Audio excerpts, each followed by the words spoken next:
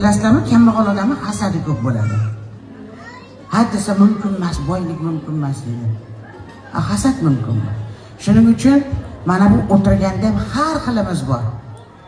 O'rangan, o'ranmagan, ibodat qilgan, ibodat qilmagan, zikr qilgan, qilmagan, yolg'on gapirgan, gapirmagan har xil odam bor.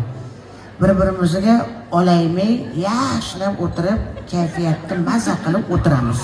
Ayollar, ashunda ishlarimiz, vaqtimiz olg'a bosadi deydi-yu. Bu eng keragi.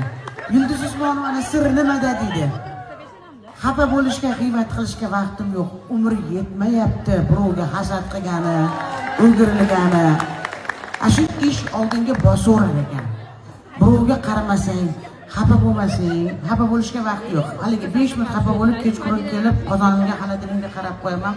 Navaralarimda qarasam, dunyo esdan chiqib ketadi. Bolalarning qalbasi bilan ularga duo qilish kerak. O'lmay qolmasin. Haligi nima deydi? Bizdan keyin qosin desanda, sizlarga ham bo'ladimi shunaqa xavotirlik?